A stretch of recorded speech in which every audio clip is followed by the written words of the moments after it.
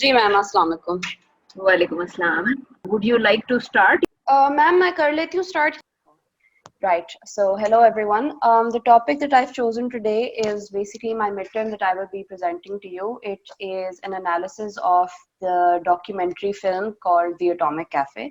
So the introduction basically discusses what The Atomic Café is about. It is a documentary film that has been created by using archival videos that range from World War II till the Cold War that erupted between United States of America and the Soviet Union. The film is laced with symbolism, it has irony, it has also satire that is directed at the misgivings of the American government and its scientists and bomb experts who believed that their responsibility and their power over the bomb, and the people who believed in the creation of the atom bomb and its usage. The film, an elemental tool that the film uses is juxtaposition. It basically pairs two contrasting circumstances or two contrasting scenes in the movie to unveil basically the following insanity that was ensuing in the name of the creation of the bomb and its usage. Right, so initially the scene basically cuts to a blast, a successful blast that was basically done at Alamogordo.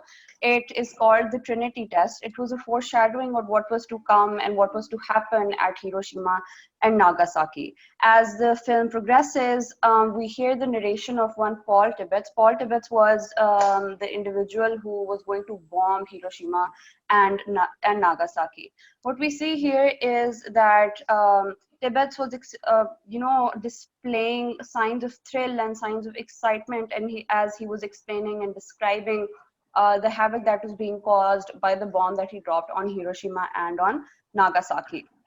He claimed that what he saw when he turned back was beauty, absolute beauty in the name of destruction, which in itself is very ironic.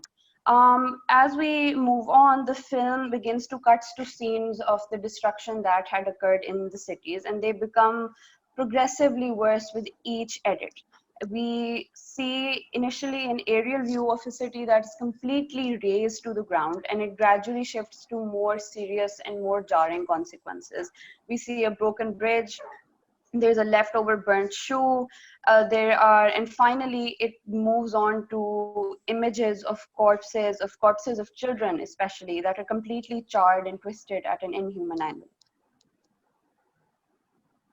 Right, so a very important tool that the movie uses is juxtaposition. It is basically an elemental tool that the film employs to create a sort of an air of uneasiness, an air of eeriness, and also to kind of expose what, the insanities that were going on at that time, and expose politicians who were blatantly lying to their civilians and to people in Hawaiian islands whom they had evacuated by saying that we have to run a bomb test, and whom the islands that they had basically doomed for generations upon generations. The island of Bikini, where they were going to conduct a bombing test, they have it is radioactive for 500 years. It is inhabitable. Right. The scene further, there are some scenes that are that I've chosen here. Obviously there are a lot of scenes that are being juxtaposed, but there are some scenes. Here is the first one where they basically cut to President Harry Truman.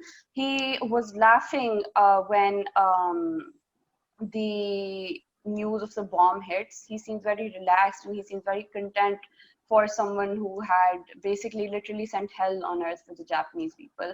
It is also important to note that there is a sense of irony here when he decrees this to be God's will, and when he starts to thank God for making America a nation to hold such devastating power and to be able to use it as well, as if God is someone who would allow, and as if God's message is destruction. Right, as we move forward, towards the end of the movie, there's a scene where there's a test that is being conducted on American soldiers. Basically, there was a place that had where they would drop the bomb, and then the soldiers would have a certain time limit to infiltrate that area. The soldiers were just told that they were given radioactive badges that would detect how much radiation they had been exposed to. And what juxtaposition is done basically here is that after the test, the soldiers who had been exposed to the radioactive debris were laughing, and they were saying that, oh, I got mouthfuls and I got an entire mouthful of dirt, of radioactive dirt. And this was juxtaposed with an information reel that was explaining the dangers of being exposed to radioactive material through the mouth, through the nose. It explained how lethal it exactly is and can lead to severe complications, health complications, and even fatality in some. Moving on, there are also footages of civilians that use very rudimentary, very basic methods, very basic protective methods, and they think that it will protect themselves against a nuclear bomb. They clearly are not aware of the level of catastrophe that the bomb has, and this is juxtaposed with scenes of extreme destruction that come, with the usage of the bomb. Miss आगे कर. Yeah, I tried. Ji. Right, so there's also an element of humor. The film is obviously contains a topic that is very dark, but its usage of juxtaposition and its usage of creating certain montages gives the viewer a sense of relief as well. There is an element of darkness to the movie, but it uses this darkness to create humor as well. You see initially a father covering his son with basic protective gear in a scene where he's just given his son a coat and a sort of a gas mask, and he's sending his son to go cycling, and the father is really proud and believes that it's going to protect the child from a bomb. Moreover, we have scenes where there's like an influx of atomic cafes and atomic cocktails, and there are an infinitesimal, amount of songs in the movie about the bomb as well. And they give the entire documentary a scene of light, a sense of lightness, a sense of happiness, and give the person a sense of relief as well. The bird the turtles, duck and cover motto, when it is compiled with a lot of other scenes, it kind of makes it very funny to the modern viewer that people have no idea what exactly how much damage a nuclear bomb can cause, an atomic bomb can cause, and you have these government officials talking about just ducking and covering and evacuating and all of this. Miss आगे करिए. Right, so one element that I noticed in the movie was that the bomb was not a bomb anymore. It had become more than what it was. It was a larger than life bomb. It was believed that the bomb had basically become a protector. During the film, there are scenes in which they talk about building the H bomb, and a lot of different people from a lot of different occupations in life were being used to propagate that notion. Civilians believed that the bomb should be made. Religious clergy believed that the bomb should be made. Politicians obviously believed that the bomb should be made. The bomb was believed to be a divine God-sent protector. And why was it so? It had become, ironically, it had become a symbol of peace, which also kind of shows that, in essence, throughout history, we have seen that there is no peace without war. It had become the protector of democracy, especially when communist nations like the Soviet Union had found an atomic bomb of themselves. And it was the guardian of a very important ideological notion during the 50s and the 60s, which was the American dream. The American dream is basically an ideology that consists, that believes that materialism, that believes that financial freedom is what America is all about. So all of this combined basically has given the bomb a larger than life appeal. It has made the bomb more than just what a bomb is. The bomb in itself, even to the modern viewer, I believe the bomb had become something in that time that was an inevitable necessity. Miss आगे करिए.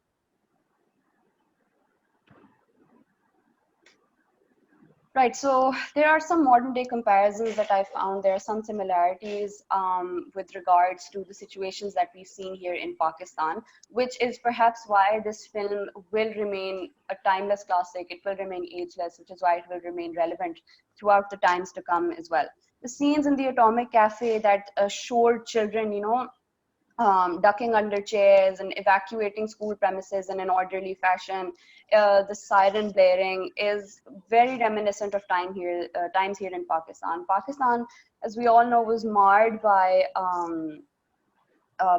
terrorism in the early 2000s. We've all grown up through it, and I believe everyone here can relate to this, that we had to undergo evacuation drills and lockdown drills.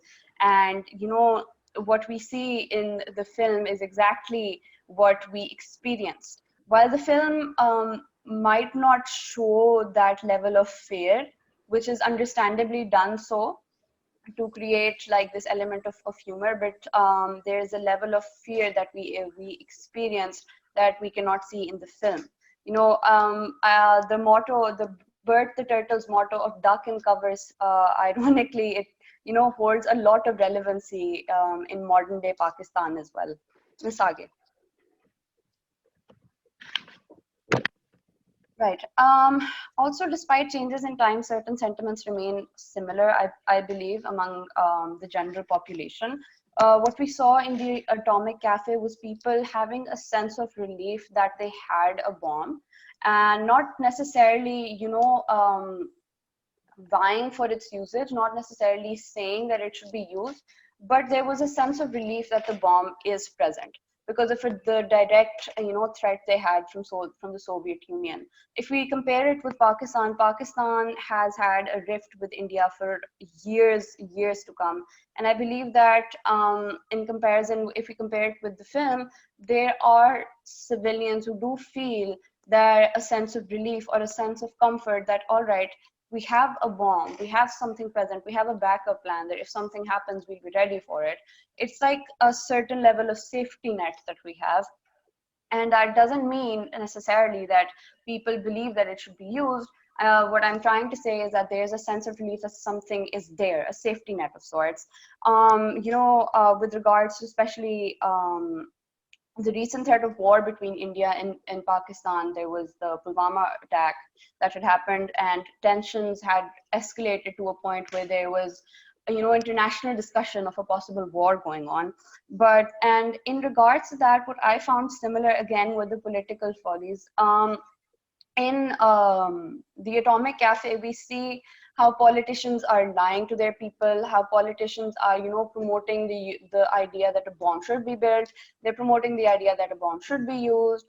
They're promoting this to the world, and they're showing it to the world that we are an atomic power, and we're not scared to use that power. I believe that this shows a level of irresponsibility considering how destructive a power they have. And here in Pakistan, we can see the same thing, that when war was escalating, our officials were again saying that we're a nuclear power, we're ready for anything, instead of trying to de-escalate the situation. But I do believe that in modern times, the rules of war, I believe, have changed. War in itself is not something that is a very favorable thing to undergo, considering how it has economic and financial, social, and humanitarian burdens on a nation. And hindsight has also, I believe, prevented its use in modern times. Ms. Age. So in conclusion, I basically believe that the Atomic Cafe is a very, very, very long history lesson that is condensed into a short span of 1.5 hours. It is ageless, it is a timeless classic, and it will, I believe, hold relevancy no matter how much time passes and in the ages to come. Thank you. Thank you. G, questions?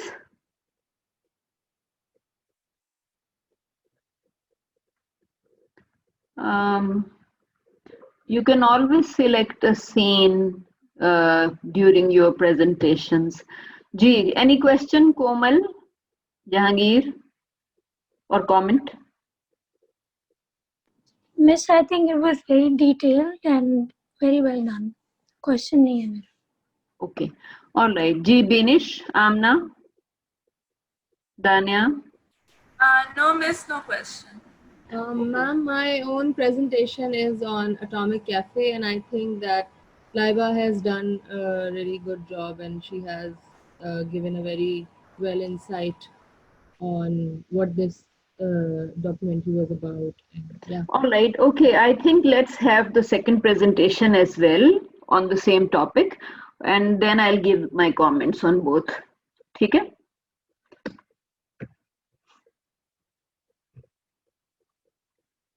Amna, are you sharing yourself, or you want me to share your presentation?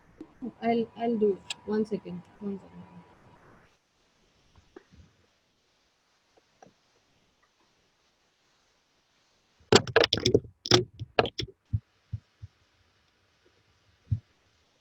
Anyone else who opted for the same topic?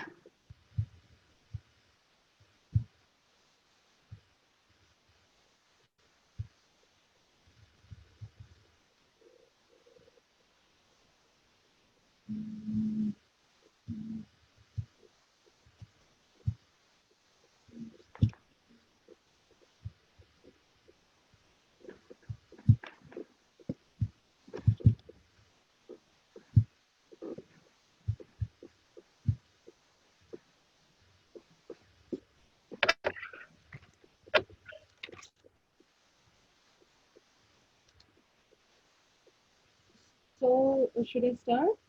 Gigi, please. Okay. So, my presentation is on Atomic Cafe as well, the Atomic Cafe, which was a documentary film made in 1982. And the main idea of the film was to unveil the reality behind what really happened when the United States of America, for the first time in the world, uh, basically unleashed this terror upon its enemies, which was Japan, and the land was Nagasaki and Hiroshima. And besides the fact that how much of destruction it caused, it also talks about the early period of Cold War. It talks about how the other explosions, the tests were taking place, and more than 40 explosives were, you know, tested on the land, different lands like Bikini Island, and yeah. So here, when we get to see this documentary, it shows us not just about what was happening, but also about how the state was dealing with the events that was going on around, how the state dealt with its own nation, how they talked about this one thing, how the misinformation about the explosion was spreading around it. So yeah. Uh, Second, coming to first of all, I would like to talk about the documentary, the idea, how this documentary was made and how it is showcasing all these events. So first of all, I think that it is very impressive because mostly when we see documentaries, we get to see interviews, we get to see narrators narrating things behind it. But in this documentary, none of that is happening. All of it is the newsreels, the films that were made in that time, the news about the headlines about the news that was taking place, the commercials that were being made, the billboards, everything we see is of a real glimpse, and it's nothing, no, signs or no dialogues are popping on the screen or anything like that. So that is something different about this one documentary, and it highlights about all that was happening, and yet the makers are silent. The makers are giving its audience what to think of it, how to perceive the idea, given the idea of humor in it. The horrifying images are right in front of our eyes with the music in behind. So, yeah, it's the audience that are going to decide what this is about. Referring to certain segments. So, first, in the first half, we see the bikini island and the bomb testings that took place there, how people were being evicted from there, how the documentaries showing how the people did not have any idea what is going to happen, but they were happy to leave the place. They thought they're going to serve it to something good, and how the wars are taking place. So maybe this testing is going to do some good to the mankind. But this is what happened at the Bikini Island. The Bikini Atoll was no more livable for humankind, and when we see it in the documentary, it is actually very dreadful, and we do not really, we never expect that when it comes to humanity. But yeah. So second, I am talking about is the civil defense strategies that were taking place, the duck and cover cartoon, how people were, laid under this idea that, we have to survive this atomic attack, how the duck and cover cartoons were, shown on TV, and how students and little children were being, made to practice what they're going to do, which is very absurd in one side because an atomic explosion wiping off cities, how can they fool their nation on this one thing? This is basically the best picture of state propaganda that was taking place around the world. So Atomic Cafe reveals in what happened in the 1940s and 50s is that the American people actually adapted to the possibility of getting hit with such an explosion by just incorporating it into their everyday lives.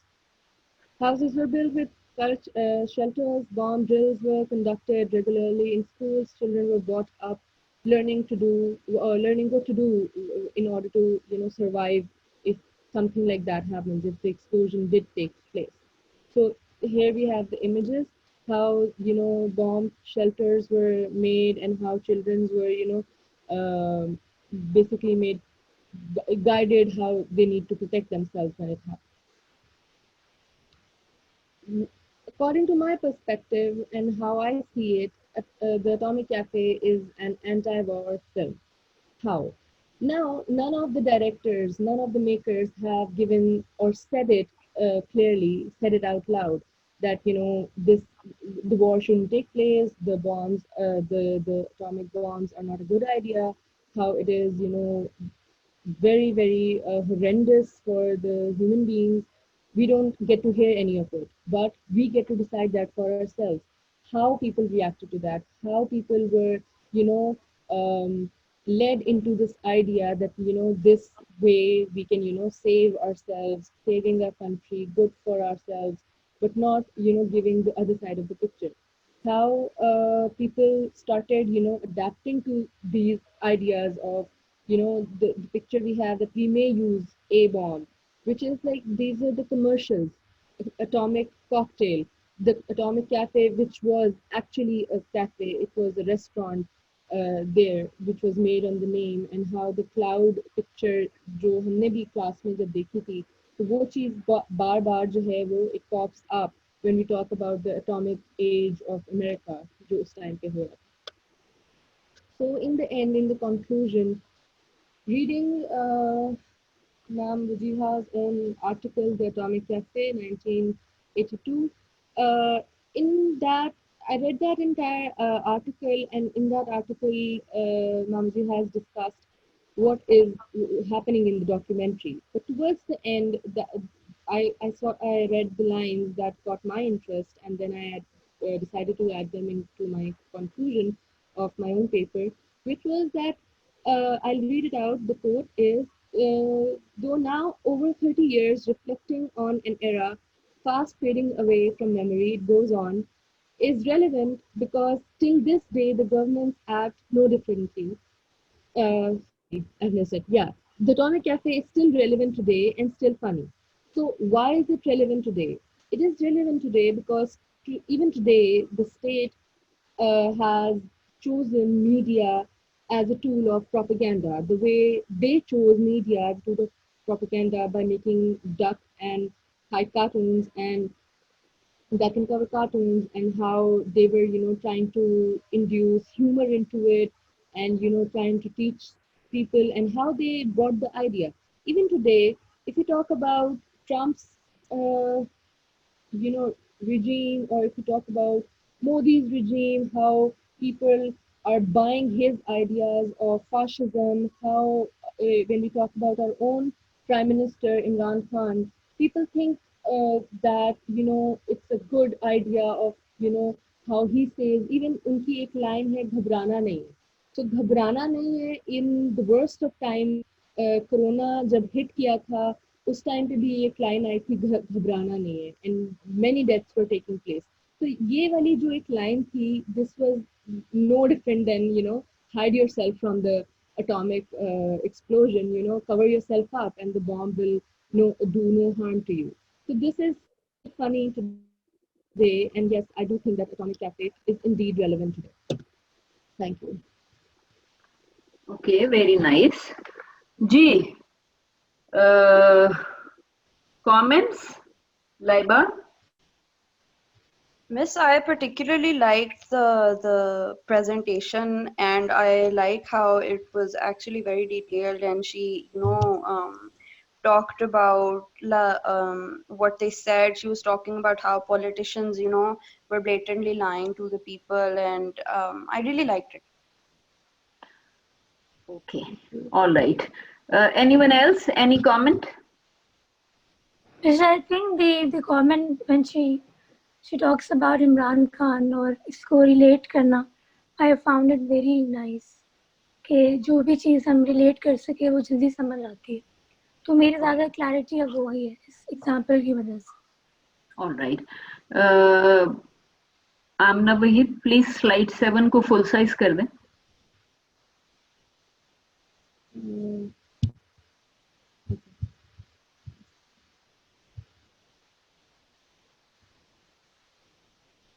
Ji, slide 7.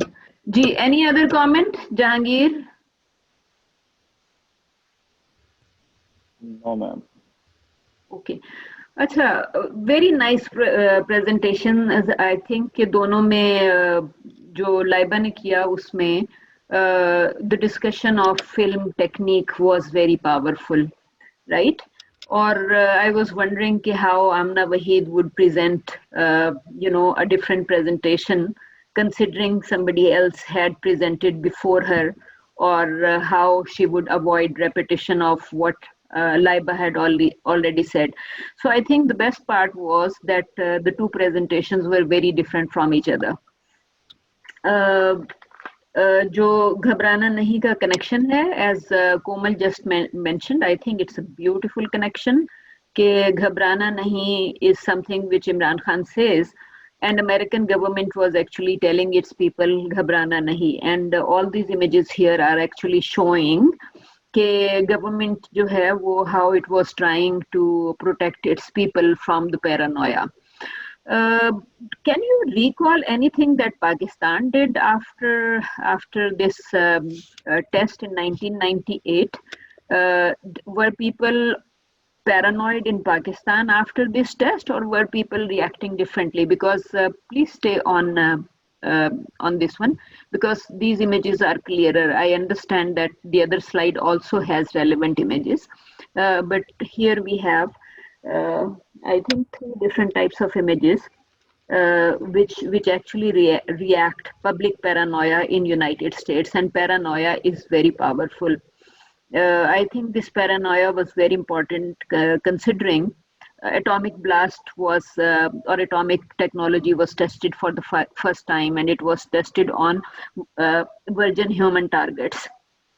Right, Pakistan did not test it on humans. India, I believe, also did not test it on virgin human targets like America.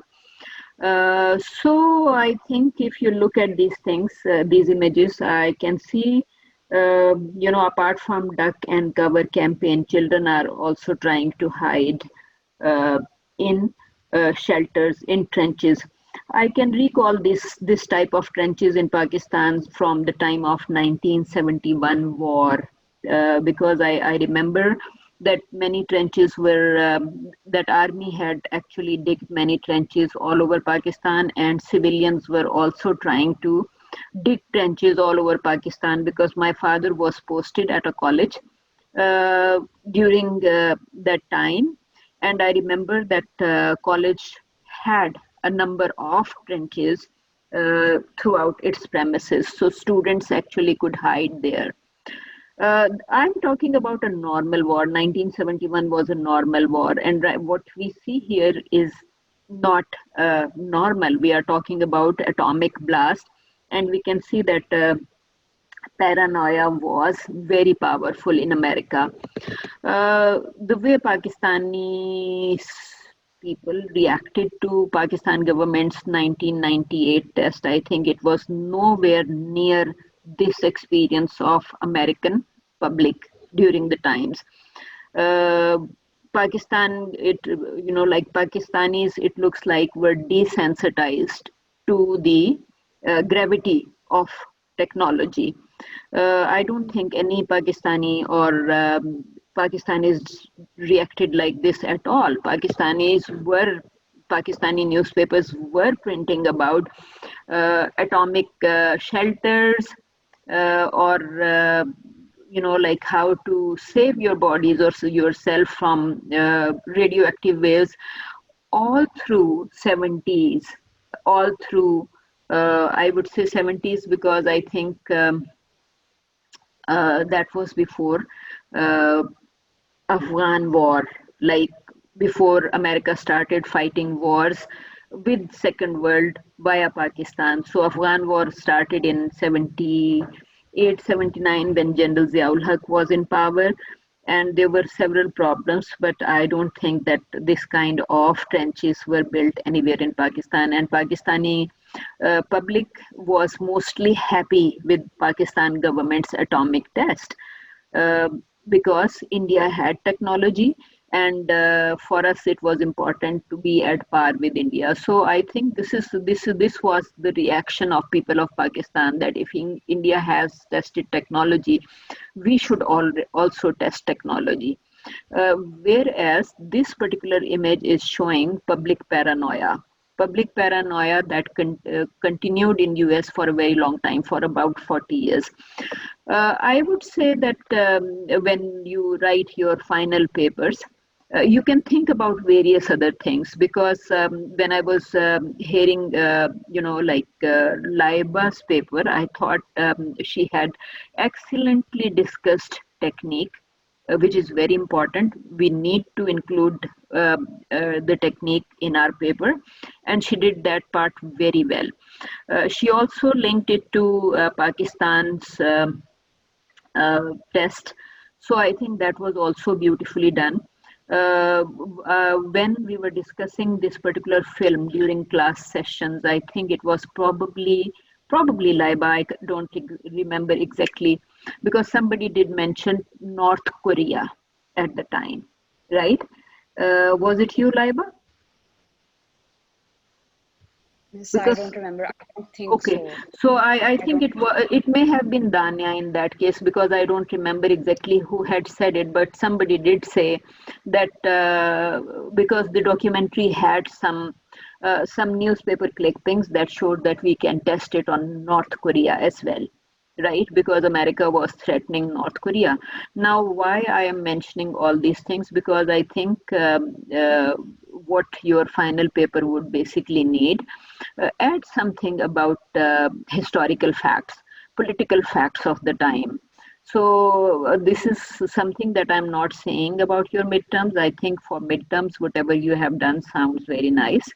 And I like both the presentations very well.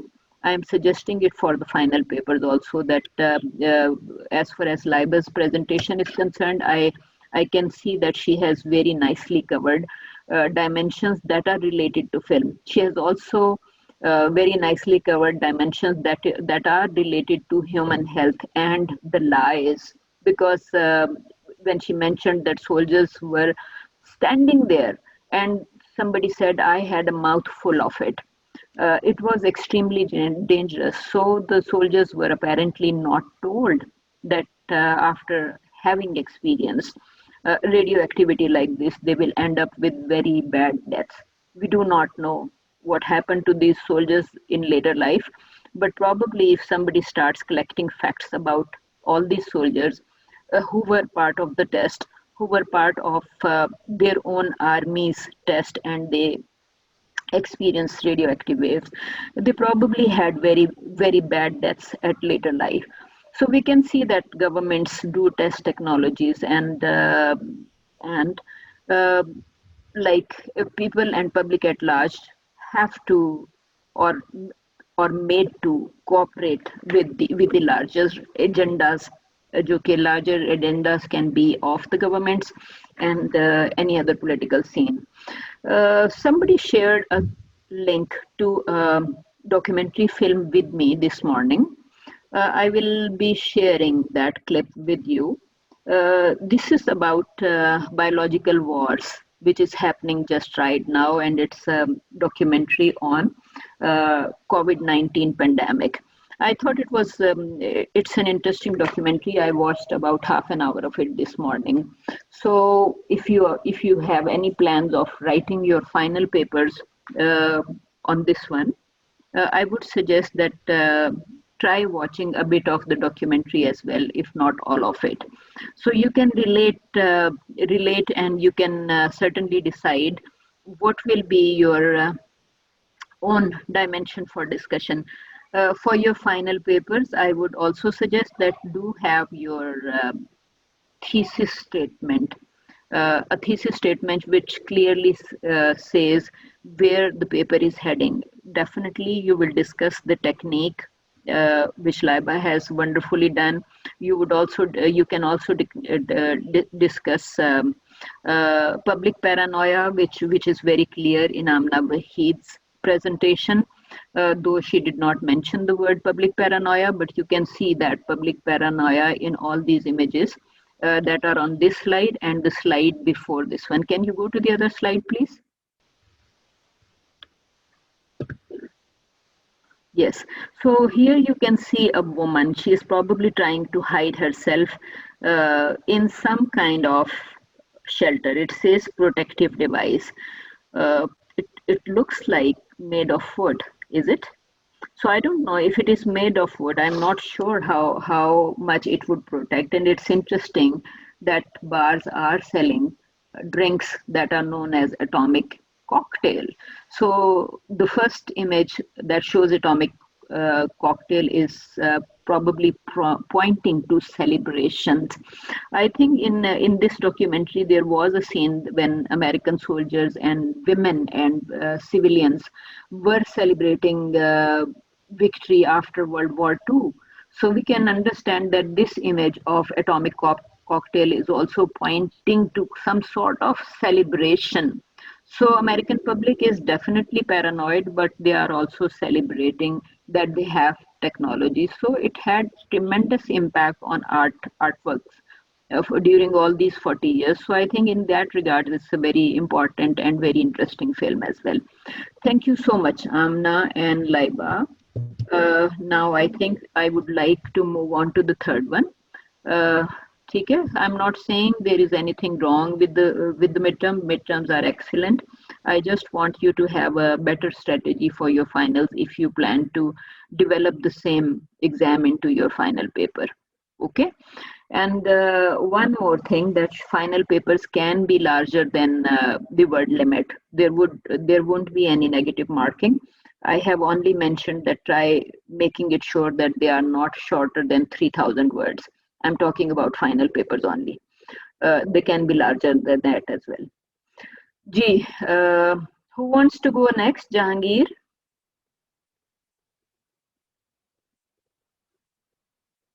Komal? Yes, ma'am. Jahangir, would you like to go next? Yes, ma'am. All right. Would you share it yourself? Yes, ma'am. I share it myself. Okay, good. If you like, you can also show a short clip during the presentation or before the presentation.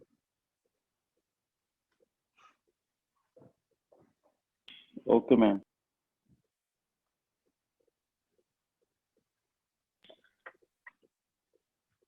So, Laiba, while Jahangir is sharing,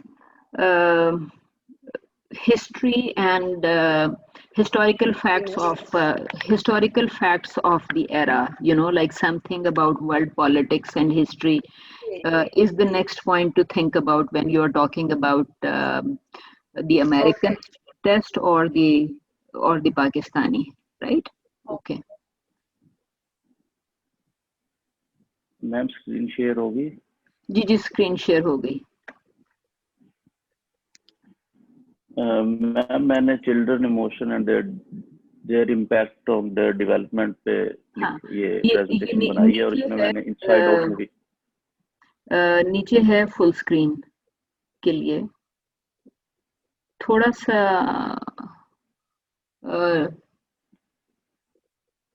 नीचे आप देखें जहाँ पे आपको नहीं इसको नहीं, plus minus ना करें, जहाँ पे प्लस माइनस है उसके बिल्कुल साथ फुल स्क्रीन का वो टैब बना हुआ था, इसको वापस ये देखें बिल्कुल बॉटम पे जहाँ पे माइनस साइन आपको नजर आ रहा है उसके साथ एक और है, उसको क्लिक कर दें।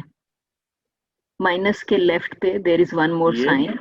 नहीं नीचे देखें प्लस माइनस आपको परसेंटेज नजर आ रही है ना, नीचे फर्दर डाउन एरो, हाँ ये प्लस माइनस के साथ लेफ्ट पे जाएं, लेफ्ट पे एक बटन है माइनस के लेफ्ट पे जो पहला बटन है जी, ये जी जी, इसको क्लिक कर दें। कर दिया ना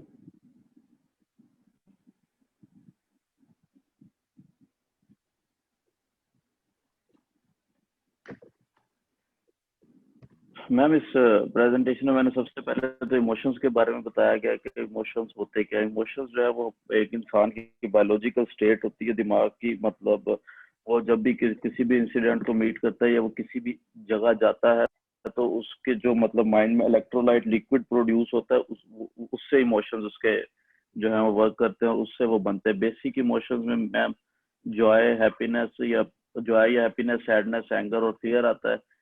जैसे कि बड़े एडल्ट्स जिन्हें हम कहते हैं बड़े होते हैं, इनके अंदर इमोशंस होते हैं, इसी तरह बच्चों में भी इमोशंस पाए जाते हैं, बिल्कुल सेम इसी तरह। और ये हम पे होता है कि हम अपने बच्चों को किस तरह इमोशंस के बारे में एजुकेट करते हैं। ये और बच्चे जो हैं ये 3 डिफरेंट मतलब फैक्टर हैं जिनसे वो सारी इनकी एजुकेशन होती है। सबसे पहले तो उनकी घर से एजुकेशन होती है, उनके वालिदैन से, उसके बाद उनके स्कूल या वो जो प्ले एरिया या गेम्स खेलने वो जाते हैं वहां से। थर्ड में आता है मीडिया। मीडिया में बुक्स इंक्लूड हैं और जो मतलब वो टीवी शोज देखते हैं या जिस तरह का भी मीडिया वो कंज्यूम करते हैं सारा इसके अंदर आता है। और इसके मैं एक एग्जाम्पल के तौर पे मैंने कोट किया है कि ये चिल्ड्रन जो हैं वो किस तरह सीखते हैं। वो इस तरह सीखते हैं कि जैसे अगर कोई बच्चे ने देखा है वो कुछ खा रहा है तो वो उससे कोई अगर वो टीवी पे या कार्टून में देखता है कि कोई बच्चा कोई चीज खा रहा है तो उससे कोई अगर टीज करता है तो वो आगे से उसे गुस्सा दिखाता है, तो सेम वो भी उसी तरह ही रिएक्ट करेगा वो बच्चा जब उसका भी कोई भाई या कोई उसे तंग करेगा खाते हुए को, तो वो भी उसी तरह ही गुस्सा दिखाएगा। इसी तरह अगर वो अपने पेरेंट्स को एक दूसरे पे शाउट करते देखते तो उससे भी उस पर बड़े बैड एस्पेक्ट पड़ते हैं और वो उसका इमोशंस भी उसी तरह फिर डेवलप होते हैं और वो भी फिर छोटी छोटी बातों पे इस तरह लाउड रिएक्ट करेगा। साल का होता है तो उसमें तकरीबन सारे 8 के 8 इमोशंस डेवलप हो जाते हैं। जो मीडिया जो है ये बच्चों को बहुत जल्दी से एडवांस कर रहा है, मतलब अब 2 साल के बच्चे में भी मतलब इतनी सेंस होती है कि वो उसे पता होता है कि अगर वो खुशी महसूस कर रहा है तो मतलब वो डांस करता है या इस तरह के मतलब वो गेस्टर्स देता है जिससे पता चलता है कि ही और शी इज हैप्पी। तो मैम जेंडर डिफरेंस का आपने क्लास में भी बताया था कि मीडिया से ही लर्न करते हैं जेंडर डिफरेंस भी बच्चे के, मतलब अगर कोई लड़की है तो वो किस तरह के मतलब स्पेसिफिक कलर्स हैं जो वो वेयर करेगी या फिर वो मेकअप करेगी, और जो लड़के हैं उनके वो ये कुछ स्पेसिफिक कलर्स हैं जो कि लड़के पहनते हैं। तो इस तरह की चीजें जो वो डिफ्रेंशिएट करती हैं। और मैम इसके बाद मैंने एक एनिमेटेड मूवी है इनसाइड आउट, ये बनी ही इस पे डायरेक्टर ने काम ही इमोशंस पे किया है। मतलब ये अमेरिकन गर्ल है रिली, इसमें उन्होंने एनिमेटेड दिखाई है। तो उसके माइंड के अंदर जो 5 इमोशंस उन्होंने दिखाए हैं, ये जो आप पोस्टर इसमें देख सकते हैं, ये 5 इमोशंस है जिसमें जॉय है, सैडनेस है, एंगर है और फेयर है और ये एक डिस्गस्ट है। तो जब भी वो कोई भी काम करने लगती है या कोई भी चीज उसके सामने आती है तो वो उसकी जो माइंड के अंदर की स्टेट है वो दिखाते हैं कि वो इमोशंस उसे किस तरह परसीव करे और उसे किस तरह गाइड करते हैं। तो फिर उसके बाद फिर उसके बाद वो कोई फैसला करती है कि उसे मतलब उसने किस तरह इस चीज पे रिएक्ट करना है। तो उसके बाद जो सीन डिस्कशन के लिए मैंने लिया है वो मैम है कि उस मूवी में दिखाया जाता है कि वो अपने जो मतलब घर में जहाँ रहते होते हैं वहां से मूव करते हैं सैन फ्रांसिस्को में। तो वो सारा रास्ता यही सोचते हुए जाती है कि मतलब वहाँ के घर के बारे में, नेबरहुड के बारे में, मतलब अच्छी अच्छी चीजें सोच रही होती है कि जिस तरह वो इस घर में रहती थी इससे बेटर वहां पे रहेगी, और ये सारी चीजें सोचते हुए जा रही होती है। जब वो वहां पहुंचती है तो वो काफी डिसअपॉइंट होती है, देखिए कोई घर भी काफी छोटा होता है और तंग गलियों के अंदर होता है, और वहाँ की तकरीबन चीजों से वो डिसअपॉइंट होती है। लेकिन वो फिर भी उसके जो माइंड में एक जॉय का वो होता है इमोशन, वो दूसरी सारी चीजों को कंट्रोल करने की कोशिश करता है और उससे मतलब अच्छी होप देता है कि अच्छा वक्त आएगा, ये वक्त गुजर जाएगा, ये सारी चीजें ठीक हो जाएगी, ये सारी चीजें ठीक हो जाएगी, यही होप उसे देता है। लेकिन दूसरे जो इमोशंस होते हैं वो बहुत कोशिश करते हैं कि इसे मतलब बाकी सारे नेगेटिव इमोशन है, एक ही इसके अंदर पॉजिटिव इमोशन होता है जॉय का। तो वो जॉय उन सब पे ओवरकम करने की कोशिश करता है, उन पे कंट्रोल करने की कोशिश करता है हर सीन में। तो इससे मैम ये भी इसमें उन्होंने लेसन ये भी दिया है कि अगर कोई भी इंसान के साथ जब हम पे भी कोई बुरा वक्त आता है या हम भी कुछ सोचते हैं, तो जब कोई भी बुरे वक्त में हम जो सोचते हैं तो हमें जो चीज सहारा देती जो, तो वो हम अपने अच्छे वक्त को सोचते हैं तो वही हमें मतलब एक होप मिलती है कि भी ये वक्त भी गुजर जाएगा तो अच्छा वक्त जैसा पहले था वैसे या उससे भी बेहतर हो जाएगा, या जो भी होता है वो अच्छे के लिए होता है, ये सब गुजर जाएगा। Ma'am, your conclusions, the understanding emotion can be very hard for children. Experiencing every day with new concept can be very tricky and overwhelming. When kids spend a lot of time in front of TV or YouTube, they can be pro-social and learn a lot of positive emotion and ways to express them. Similarly, they can have attention deficit hyperactivity disorder where they can develop a problem for controlling emotions. Thank you. ये आप अपने last slide पे और scene वाले slide पे रहिएगा। एक minute में मैंने वो स्लाइड शेयरिंग बंद कर दी, एक मिनट मैंने दोबारा स्क्रीन शेयर करता हूँ आपको।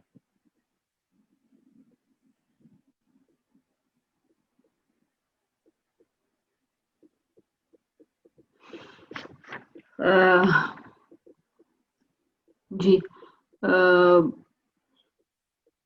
जो इमेजेस आपने इंक्लूड की थी ना, I just want to look at those images. Ma'am images इसमें तो मैंने नहीं, सिर्फ इसमें यही मैंने एक वो पोस्टर ही जी, एक ये पोस्टर है और एक आगे भी है इमेज। ये जी जी, जरा पहले पोस्टर पे जाएं वापस। जी मैम। अच्छा, ये जो 5 यहाँ पे नजर आ रहे हैं डिफरेंट टाइप ऑफ कैरेक्टर्स, ये सारी इसके अपने प्रोफाइल्स हैं आपके मेन कैरेक्टर के? जी मैम, ये उसके माइंड के अंदर उन्होंने ये दिखाया है, जब भी कोई चीज उसके सामने आती है तो उसके मतलब एक ब्रेन के अंदर जो चल रहा है ना, उसमें ये 5 कैरेक्टर उन्होंने डेवलप किए हुए थे। अच्छा, so I think it's a very nice selection for discussion, क्योंकि आपने एक ही कैरेक्टर में 5 डिफरेंट इमोशंस ढूंढ लिए ना। So it means that probably इसकी डिस्कशन को जब आप इसके ये जो 5 डिफरेंट टाइप्स और 5 different sides of her personality जो हैं, आप उनको one by one final paper के अंदर यू कैन एम्फसाइज कि वो किस कैरेक्टर में जब वो जाती है। प्लीज इमेज पे ठहरिएगा। जी जी, उसी पे ठहरे जो 5 वाला था। हम 5 वाले को डिस्कस कर रहे थे ना, तो मैं आपको सिर्फ ये सजेस्ट कर रही थी कि when while writing your final paper, आप ये जो 5 डिफरेंट डायमेंशंस हैं ऑफ हर पर्सनैलिटी, और वो इतना उनमें डीप चली जाती है कि जब वो एक के अंदर फुली इन्वॉल्व होती है तो उसको दूसरा नहीं याद रहता। That's how the scene would develop. I think कि अगर वो गुस्से में है तो ये जो आई थिंक ये जो सामने रेड फेस और ऊपर उसके सर पे बाल भी खड़े, जी जी, तो ये कैरेक्टर नजर आएगा। तो आप, आई वुड सजेस्ट कि आप उसकी जब फाइनल पेपर लिख रहे हो तो उसके एंगर की जो कंडीशन है और जो इमेज आपको नजर आ रही है जरा उसको जरा डिटेल में डिस्कस करिएगा, बिकॉज अपेरेंटली इसका ये आप देख सकते हैं कि बाकी किसी भी इमेज में इतना बड़ा मुंह नहीं खोला हुआ उसने, उसका पूरा फेस रेड हो चुका है, उसकी आंखों से जिसको कहते हैं ना धुआं निकल रहा है, और सर के बाल खड़े हो गए हैं। तो these are all the discussions that you can discuss while writing your final paper कि वो किस तरह ट्रांसफॉर्म हो गई है from a peaceful person, Riley नाम बताया आपने, तो from a peaceful Riley to this angry Riley. और basically there is no you know like अगर आप दोनों उसकी साइड्स को सामने रखें तो वो एक दूसरे के साथ एक एब्सोल्यूट कॉन्ट्रास्ट प्रेजेंट कर रही हैं। So when she is involved in one kind of mental condition, she is very different from the other. You know, ये पांचों एक दूसरे से बहुत ज्यादा फर्क हैं. If you try looking at them, खासतौर पे ये जो पीछे एक पांचवा कैरेक्टर बना हुआ है वो तो almost impossible to recognize कि this is the same girl really. ठीक है, तो रिले की पर्सनालिटी को उन्होंने 5 डिफरेंट डायमेंशंस दे दिए हैं, और ये पांचों एक दूसरे से बहुत ज्यादा फर्क है। जो आगे आपको ग्लासेस लगाए हुए तकरीबन जमीन पे गिरी नजर आ रही है, that looks like a nerd. Nerd है वो मैम, ये डिस्गस्ट है। हाँ, तो अच्छा ये डिस्गस्ट है, तो खैर आप इसको देख लीजिएगा कि इसकी जो मुख्तलिफ साइड्स हैं उसको उसने 5 साइड्स को किस तरह रेंडर किया।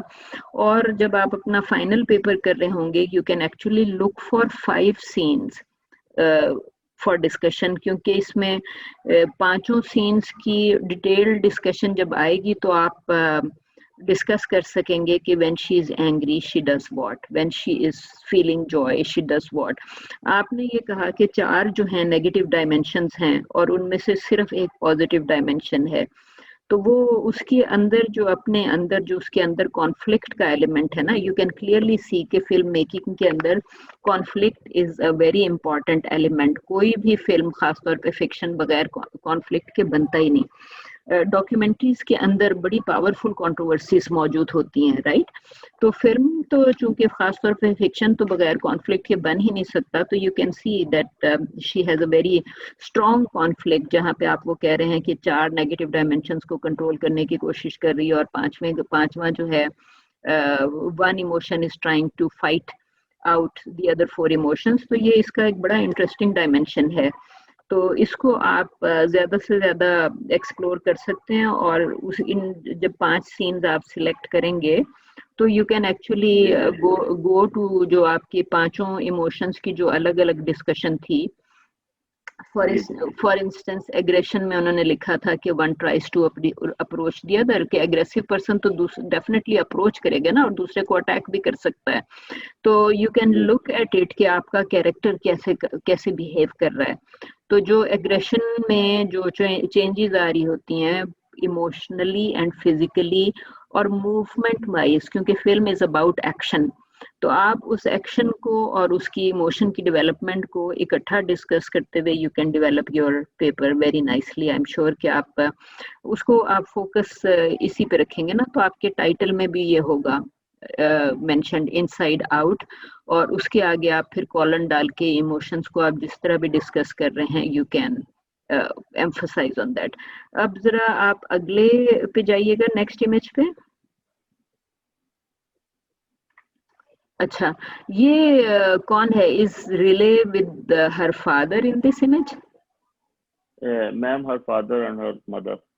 अच्छा, फादर एंड मदर। तो आप ये देख रहे हैं कि मदर भी तक ऑलमोस्ट दोनों ही तकरीबन ऑलमोस्ट लटके हुए हैं, you know like the male is the only one who is standing on his feet, और रिलेस मदर, और रिले को तो उसने खैर उठाया हुआ है, लेकिन माँ की आप अगर बॉडी पोस्चर देखें ना, माँ का पोस्चर एंड पोजीशन, तो ये एक मतलब आपने कहा है कि एनिमेशन फिल्म है, तो एक्शन एक बड़े इंटरेस्टिंग तरीके से इस्तेमाल हुआ हुआ है, क्योंकि woman in this picture is not on her own feet, right. तो जिस तरीके से वो खड़े हुए हैं you can actually talk about relationship of the 3 characters with in the frame, right. तो इसमें एक चीज तो बड़ा क्लियर है कि बड़ी लाइवली किस्म की फिल्म होगी ये, और शायद पेरेंट्स का फोकस शायद रिले पे बहुत ज्यादा है, because the type of relationship that I see here, उसमें ये बड़ा ऑब्वियस है कि they perhaps are doing everything to keep her happy और मेक हर हैप्पी, ठीक है। फाइनली जो आपका ये जो लास्ट पैराग्राफ यहाँ पे जो आपने लिखा हुआ है, राइट, इसमें आप बात कर रहे हैं attention deficit, hyper activity and disorder. तो आपको एक्चुअली फाइनल पेपर के अंदर you should try to find out कि हाइपर एक्टिविटी रिले के एक्शन में आपको किस तरह नजर आती है, और डिसऑर्डर जो इसने लिखा हुआ है वो डिसऑर्डर किस तरीके से नजर आता है, because you are talking about you know like के शी इज ट्राइंग कि जॉय जो है वो बाकी नेगेटिव इमोशंस को ओवर पावर करे। तो यू कैन सी कि उसके रिले के बिहेवियर में ये सब तमाम प्रॉब्लम्स होंगी, हाइपर एक्टिविटी, डिसऑर्डर एक्सेट्रा। तो try seeing these words in the images जो आपके एनिमेशन फिल्म में आपको नजर आ रही होंगी, या एक्शन में, एक्शन जिस तरीके से डेवलप हो रहा है, आप उस एक्शन में इस डिसऑर्डर को देखने की कोशिश करें, हाइपर एक्टिविटी को, and then decide what you should write in your final paper. ठीक है। It was a very nice presentation Jahangir, I liked it कि आपने you opted for this one and you opted for a film जिसमें ये एक ही character में इतने different emotions मौजूद थे। ठीक है जी। Any other comments? Sorry, I started talking without asking for your comments. Beenish, Laiba, Komal, anybody? Do you want to comment on the presentation? Miss मेरा एक्चुअली आपके वाला ही पॉइंट था स्टार्ट में कि the movie that he chose वो बहुत अच्छी है, जो जहांगीर ने यूज किया to describe you know and to base his presentation on, तो मूवी की सिलेक्शन मुझे बहुत पसंद आई थी। सॉरी मैम, इंटरनेट डिस्कनेक्ट हो गया। हाँ नहीं, it's all right. I think कि मूवी वाज ब्यूटीफुली सिलेक्टेड। एक ही कैरेक्टर में इतने इमोशंस का होना, आई think it's a very versatile character, और in that sense movie selection is also very good ji. Thank you Jahangir. Thank you ma'am. Okay, let's mark attendance first, and then we'll go to the next one.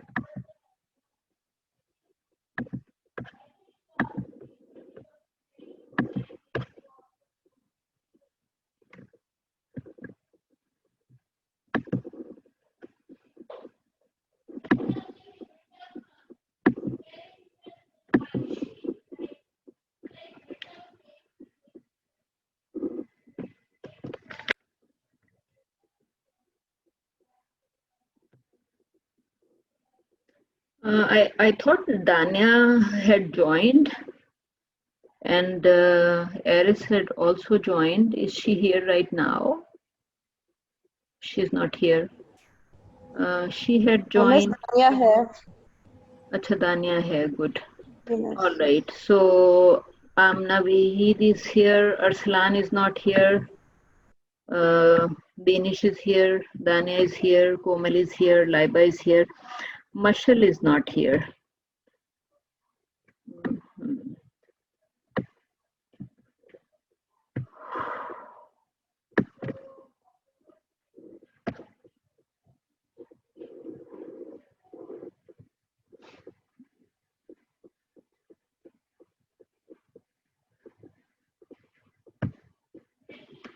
All right, so who would like to go next?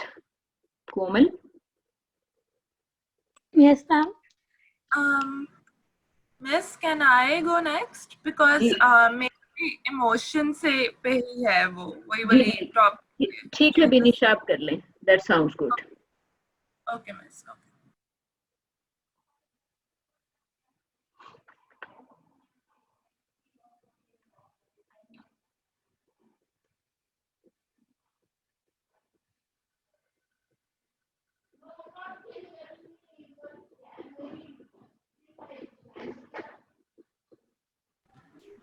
Miss, can you see my screen? Yes, I do. Okay.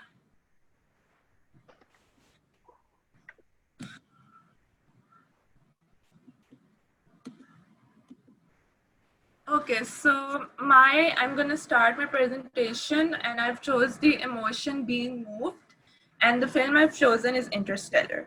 Now, Interstellar is a 2014 epic science fiction film which is directed, co-written, and produced by Christopher Nolan. The emotion being moved comprises having strong feelings of sadness or sympathy because of something someone has said or done. The emotion being moved is depicted in a scene from 2014 movie Interstellar when Cooper is going to leave his family behind to go on a NASA space mission. In this scene, he opens a door blocked with a writing desk on top of a black chair and enters a room in which he sees his 10-year-old daughter, Murphy Cooper, lying on a white mattress bed with a blue quilt on the top, and her face is drawn to the other side. This entire scene is encapsulated in a medium shot. I'll play a short portion of the video so you can understand it better. I'm just gonna...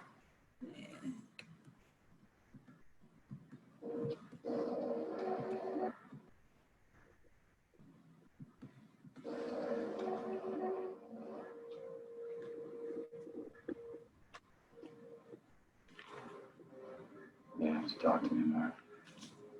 We are not seeing it right now, so there is a possibility कि आप इसको stop sharing this one and share the video clip.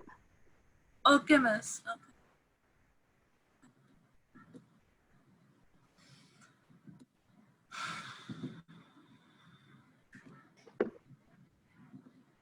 Okay. Miss, can you see it now?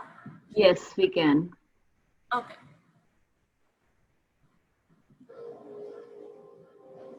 You have to talk to me more. Continue with the presentation because this scene, I'm just gonna stop the share of the screen. It's okay. You can. Okay. So now, yeah.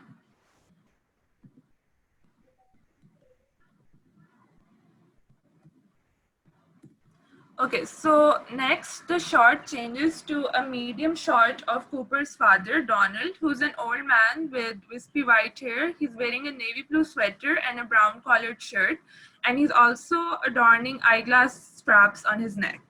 And then in the background, you can see a blue truck and a teenage boy wearing a gray sweatshirt. They're also shown. Donald, he asks his son, how did it go? His son replies with, it's fine, and he moves to his car while he's carrying two bags with it. So next, the shot then switches to a medium close-up shot on Cooper, who's sitting in the car and he's driving, but he sees a pile of brown and orange towels on top of each other. He picks them up, he expects his daughter to be under it, but there's nothing. Okay, so I'll provide some more explanation. The daughter clings to her father in a state of despair, and she's unable to convince him not to leave her for a space mission. She fights him, cries, and pulls out her notebook to show a coded message, but despite all her efforts, her father remains unconvinced. The father tries to calm and console her by hugging her, pulling her close to him, and even giving her a wristwatch to wear until he comes back. But Murph throws the wristwatch in anger, and she remains covered in her blanket and does not bid farewell to her father when he leaves. When the father is sitting in the car, he looks under the blanket and towels for his daughter but finds no one. His daughter runs out of the house to stop her father from leaving, but much to her dismay, her father is already on his way. The viewer is moved by the innocence of his daughter and is drawn to tears by the attempts of the daughter to keep her father from leaving, but failing despite all her efforts. The rawness of the emotions leads the viewer to empathize with both the dad and the daughter and their love for each other. The changing camera shots which capture the emotion along with instrumental music at the end further moves the audience. Thank you. Right. Okay. Very nice. G, comments? Questions about the emotions?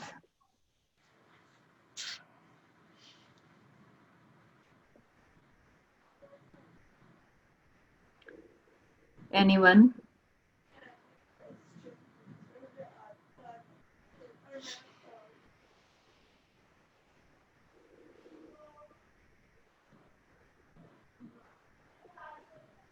Okay. Beenish, Yes, miss. what would be your thesis statement about the use of emotions in the film? Miss, my thesis statement, I think, would be like the emotion being moved is showcased in this film, Interstellar, and I think I'll also talk about the daughter-father relationship, which is very beautifully executed in the scene, I think.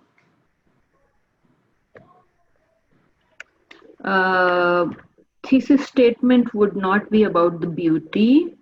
The thesis statement would be about something else, Okay. about whatever would be the central idea or central spine of your essay. So what would that be? So just stop at any of the slides with the images. Okay, miss.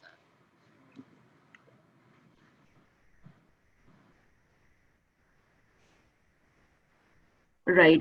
So what was the central message of the film? So did he come back? Miss, no, he doesn't come back.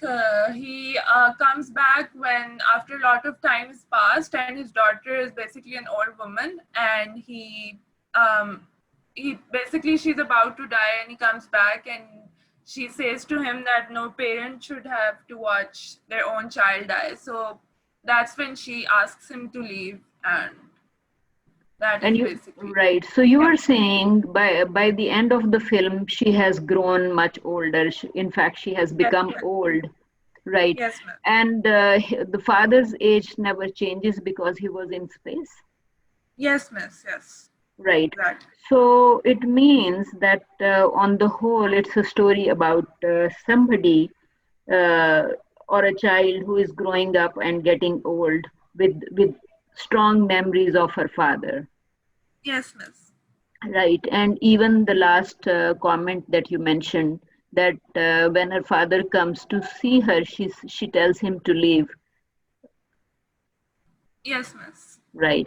So I think even from the beginning to end, there are a lot of very like strongly moving moments throughout the film because this dialogue that no parent should see their child dying itself is Yes, very strong. And this and interestingly, this comment is coming from from an old woman's mouth, right? by yes, then miss. by then Cooper is very old. So you would actually just look at the last was that the last scene when she tells him to leave because no parent should see her their child dying? Was that the Uh, last scene? yes, miss. That's I think the last scene. Yeah. Right. So, as I mentioned, that it's sometimes very important to provide a short summary of the film, which means that perhaps this film is talking about uh, the beginning. Like from the beginning to end, a child is just waiting for the father, and the father keeps looking for her. You said, did he have plans of taking her to the place जहाँ से उसने जाना था on this trip? No, miss. He doesn't. He actually leaves her and her brother along with his father behind. So he doesn't have any plans to take them. Okay, so this child does not have a mother either, right? Yes, miss. Yes. Okay, so that means that the desire for the parent becomes even stronger. She probably what's his name? Donald. Is his name? Uh, miss. His name is Cooper. His father's name is Donald. The Yes, children's that. grandfather. Yeah. Oh, so grandfather is Donald, and what is the father's name? Cooper, Yes, miss. and the child's name is Murph. Murph. Yes, miss. Okay, so which means that basically when the father leaves, she doesn't have a parent, right? She doesn't have either mother or father. So it itself points to a very strong relationship between the parent and child and the fear of losing the only parent she has. right? Yes. Because you are saying that for the rest of the film, Donald, who is the grandfather, takes care of the children. Yes. So I think in your first paragraph, while writing your final essay, would you be writing your final essay on this film? No, miss, I don't think I'll write my final essay on this one. Okay. Okay, all right. So if you decide to write your final essay on this film, keeping in mind the emotions, right? So make sure that your thesis statement would be about the central idea and how the use of emotions strengthens uh, that central idea. The film is probably about the longing of a child who becomes an old woman, and the father never returns from space while she's young. So I think you can probably talk about a very, very, very long longing of the child for the father. And in this period, she may have become a mother herself. Um did she get married? Yes, miss, she does get married. So, and does she have children? Yes, miss, she does. All right. So that is where this thing is coming from when she says no parent should see their child dying. So I Yes. think you can probably have a central spine about the longing and lifelong emotions the kid has, uh, like Murph has, even when she becomes very old herself. Okay. So I think it's a very very nicely connected uh, presentation, and it's very nice to see that you are looking at like close-ups and mid shots, etc. You're actually pointing to type of shot selection, and if you can see that these two close-ups are actually not vertical or horizontal, they are actually like if you pass a line from their head into the shoulders, into neck and shoulders, you would know that these are diagonally framed faces.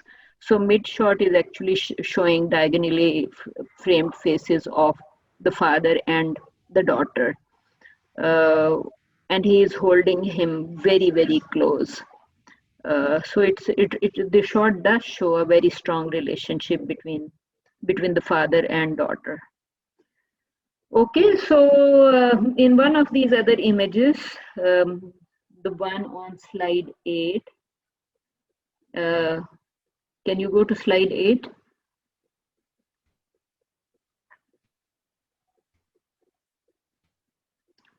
Can you select slide 8?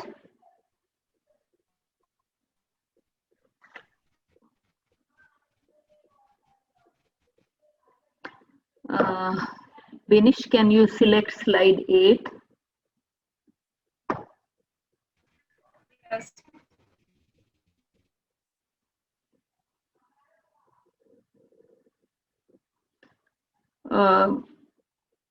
Slide 8 actually shows uh, the parent and child looking towards the skies.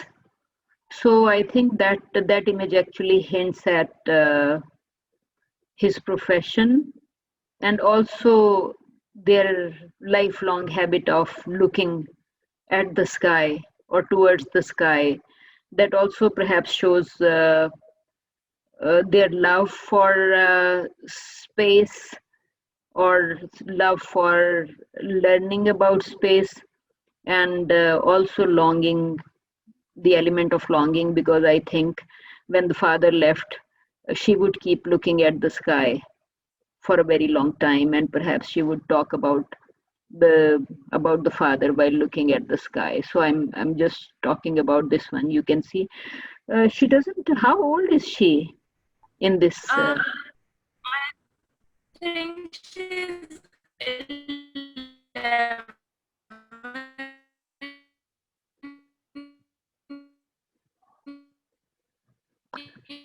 Um,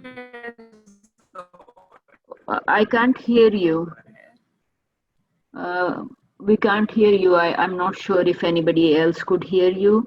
How old is she? Miss, she's 11 years old. Miss, can you hear me now?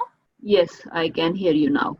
So I think because she's very tall, she's reaching her father's shoulders. She's tall enough in this one, but you can Yes. see that this image actually uh, points to their love for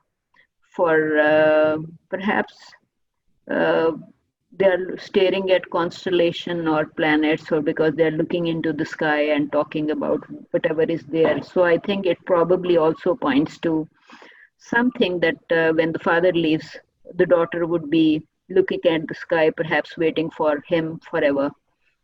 Right? So I think uh, you can come up with any statement, thesis statement about the relationship, parent-child relationship, and you can talk about a missing parent who is loved more and missed forever, and how that affects the development of the child. You will be talking about the film all through the essay, and you will be talking about like parent-child uh, relationship of a missing child if you choose to work on this film at all, right? Emotions in Yes. this. So it's Yes. up to you. It's not essential that for the final you focus on being moved only, but the final you can focus on this film and the use of emotions and the parent-child uh, relationship of a missing parent with the child. So you can think about that as well if you haven't already decided what your final paper be about, right? Oh, yes. So I'm suggesting this because I think you have done some homework on this film already. Yes, So ma'am. this homework can help you plan your final essay. And final essay, you can definitely have a different thesis statement. You can talk about relationship with the missing child, and you can talk about the film and the scenes as well, and what the film is doing. So you can come up with any kind of thesis or statement about the film itself in terms of child's relationship with the missing parent, and Yes. the dialogues would keep appearing in discussion, and scenes would also keep appearing in discussion. And I think somewhere you can also discuss if father also missed the daughter. Did father know how long he had been away, and the year in what was the year on earth? Miss, when he leaves, he doesn't know like at what time he would come back or what year. So when he comes back, he's aware of the time and year. Yes, he is. Okay, all right. So he is aware that perhaps half a century or more has passed. Yes, miss. All right. So is she dying of a disease, or she is dying at normal old age? No, miss, normal old age. So that means that perhaps she would be 80 or 90 years old, and perhaps the man is returning after almost a century. Not Yes, miss. exactly a century, but perhaps 70, 80 years or so. Yes, miss. Okay. Think about it. If you haven't decided what to pick up for your final paper, which topic to pick up, I think this sounds like a suitable topic and a suitable film for writing a final paper. Okay, So, miss. but it's your decision. You're free to pick up any of these. Okay, Right. miss. Okay. Thank you. Thank you, miss. G, any other comment by any other person? Komal, Amna, Waheed. So, Komal, are you ready to present yours? Yes, ma'am. So I have chosen the question which was basically on a theoretical discussion of male representation in any movie of 2019 or 20. So I've picked up Kabir Singh, and before I begin, I would like to confess that it was very convenient, very easy for me to, analyze this movie, because I just watched it very recently.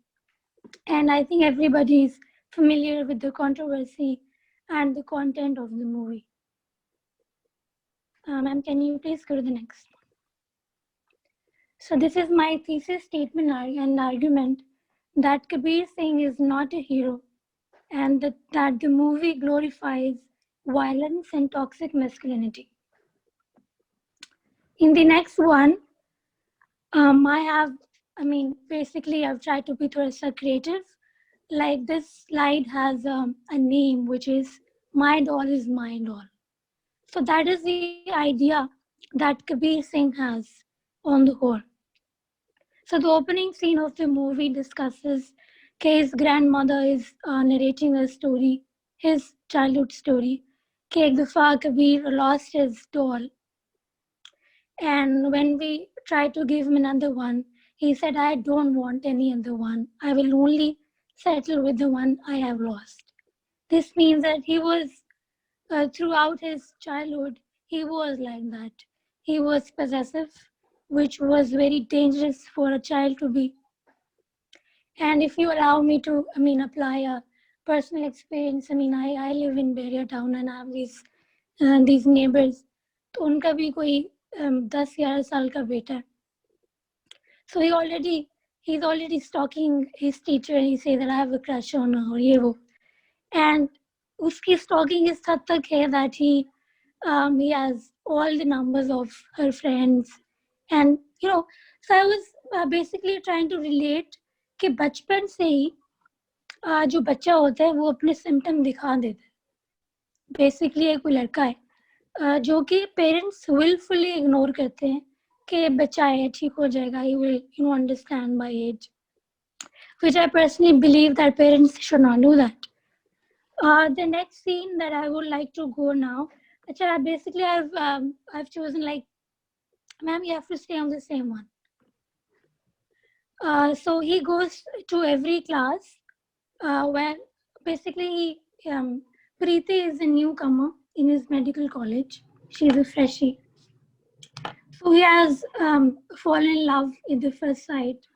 So what he does is he goes to every class and he says that this girl, a newcomer has come into this college and she is my girlfriend.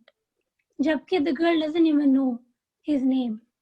So without even asking her, including her in the conversation, in the ownership, he has disclosed or announced that this woman belongs to me, which is जो कि paper में तो मैं नहीं लिख सकी because ma'am has advised us to be very neutral. We have to use a very simple language which doesn't reflect our own personal issues with the movie.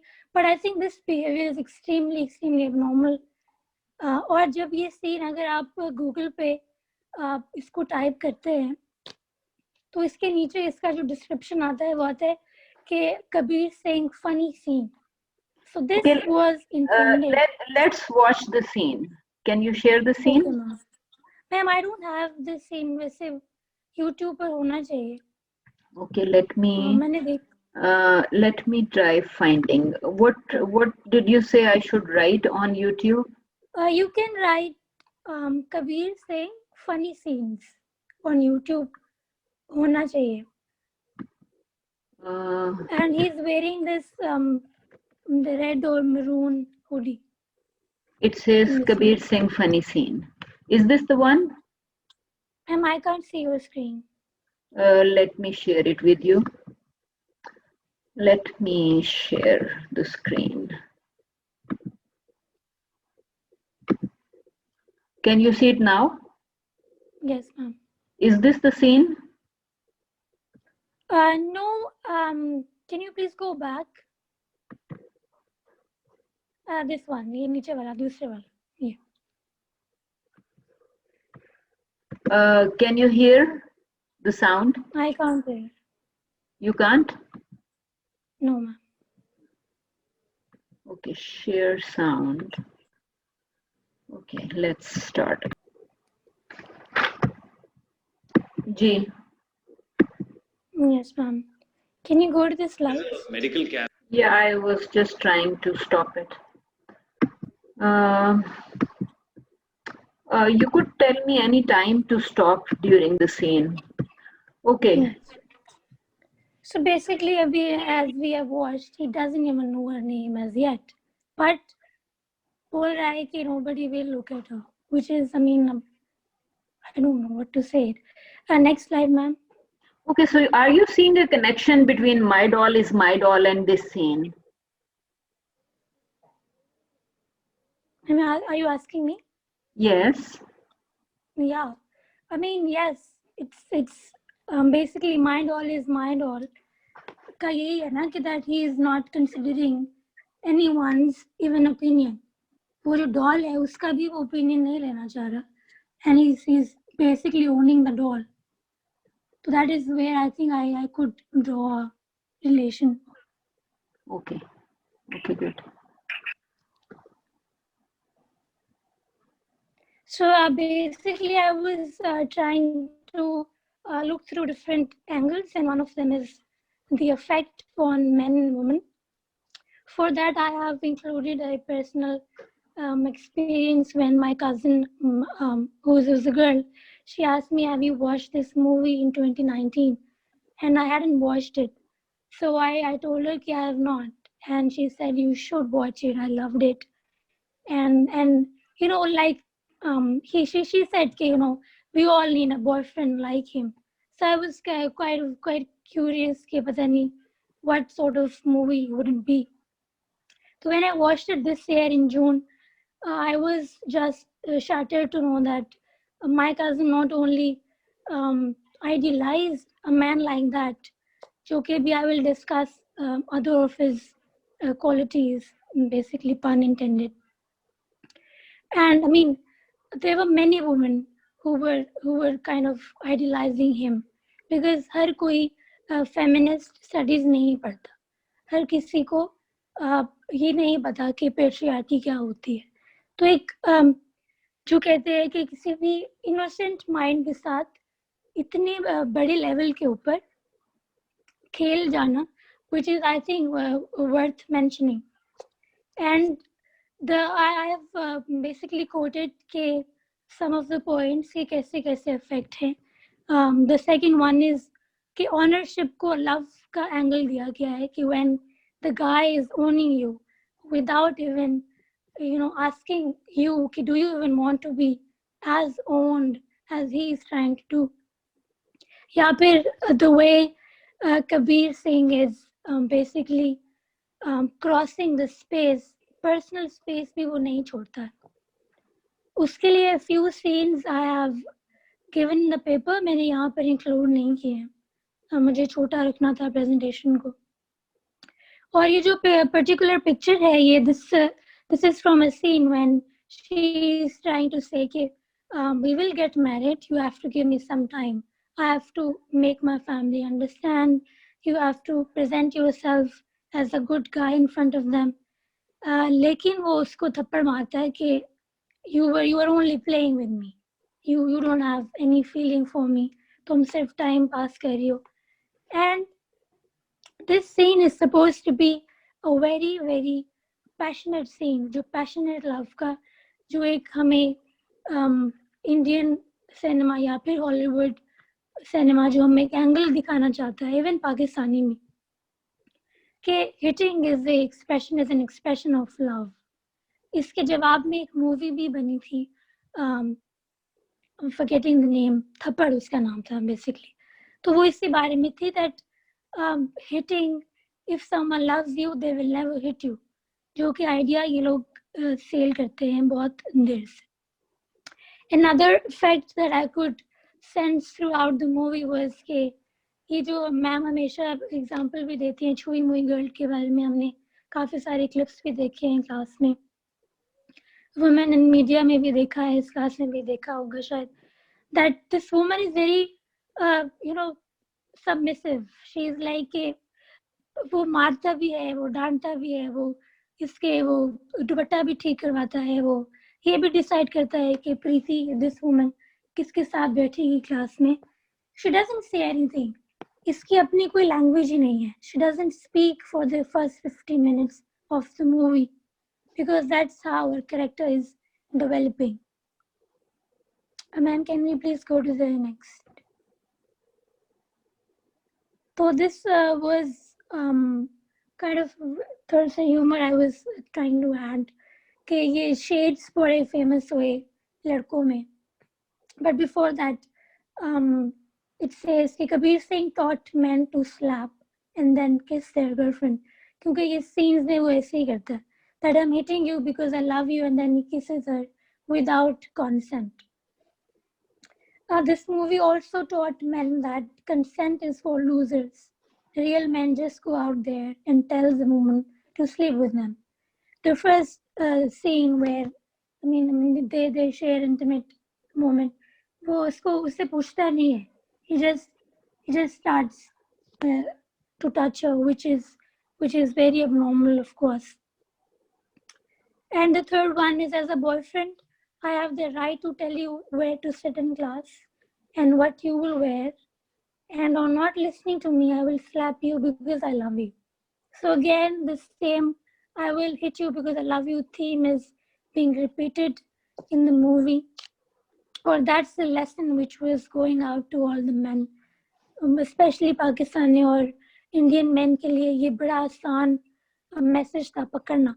क्योंकि पहले से ही we are already, ingrained with these messages. And you can see the images, ये glasses बड़ी hit हुई हैं, which tells कि ये किसी भी इंसान ने इस मूवी को एनालाइज करने से पहले ये नहीं सोचा कि इस कैरेक्टर को, कबीर सिंह को, जब इतना ग्लैमराइज कर देंगे कि उसके ब्रांड की, उसके नाम की ग्लासेस आएंगी, तो वो क्या मैसेज देगा.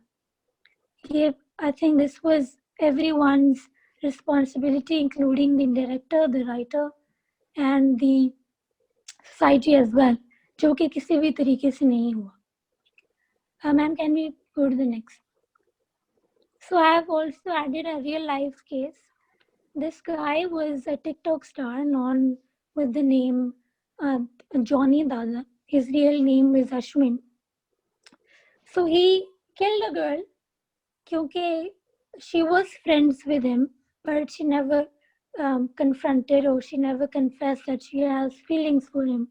But वही कि अगर लड़की थोड़े से आपसे बात कर लेती है या फिर आपसे दोस्ती कर लेती है, so the message that you get is that she is interested in you or she wants to sleep with you either. So this guy killed this woman and 3 other people. And when he was investigated, his biodata was taken out, his TikTok was taken out. The team found out that he was extremely inspired by Shahid Kapoor as Kabir Singh. So he would post his videos, he would post his dialogues, he would act on his dialogues. So I think I found this example very interesting. Okay, how can media affect on personal lives? Uske ilawa, I will discuss that I was watching an interview where the guy was asked, do you have any idea कि आपकी movie ने क्या controversy create की है? Or are you aware of the factors that people are asking about? So he said, I don't think I can make movies for everyone, nor am I responsible of any social service. Nobody will hit their woman because I hit mine in the movie. Nobody will consume the amount of alcohol I did in the movie. There are other factors in making a person. So basically he was trying to say कि ये इसका तो schooling से भी फर्क पड़ता है, इसका तो आपके background से फर्क पड़ता है, मेरी movie ने कुछ नहीं है. So basically, and the guy was in his shorts. He had a cap on his head and he was this flamboyant, picture of himself and saying that मेरे ऊपर कोई responsibility नहीं है, सबको some social message देने की. So I think what my paper was reaching was this conclusion, if we can go to the next one. The toxic masculinity glorified in Kabir Singh, that cinema needs to be careful with what they're selling to the future generation, and that actors need to apologize for doing projects like these to correct their mistakes. जो कि ना ही Telugu if that's how you pronounce it version में जो actor था ना उसने कोई इसके बारे में बात करना चाहिए कि मुझसे गलती हुई, या फिर ना ही शाहिद कपूर ने जो कि इंडियन एक्टर है ना उसने इसको एक्सेप्ट किया कि उनसे गलती हुई है इस तरीके के कैरेक्टर को ग्लोरीफाई करके. So I have added some references. The next one. So basically 3 of them are taken from Feminism India page, where they talk about where they have talked about how Kabir Singh influenced lover to murder a woman, जो कि मैंने बात कर दी है पहले real life case में.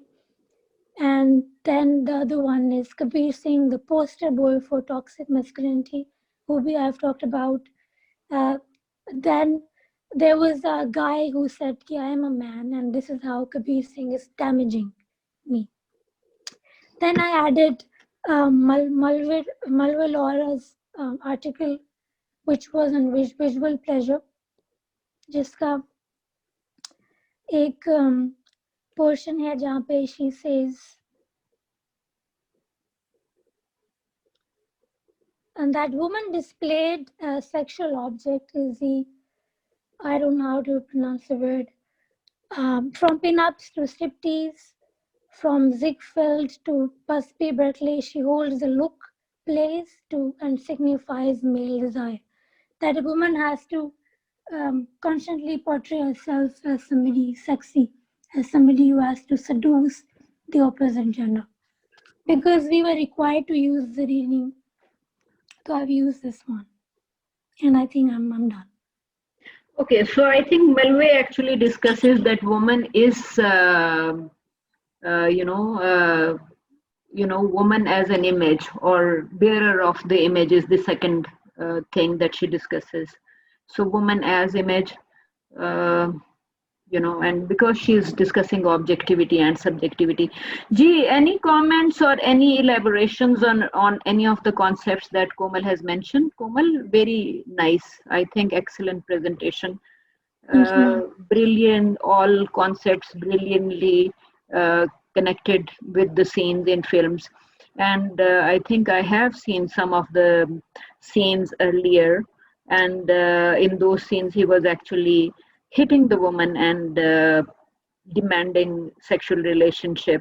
Yes. And I was slightly familiar with some of the scenes. I think somebody may have presented on the topic in the past, but definitely these concepts were not picked up in any of the past presentations. My doll is my doll. This particular image actually, I think he is considering the teacher is a doll as well, because the doll was an object, and he is telling everyone that the teacher, is he talking about the teacher in this scene?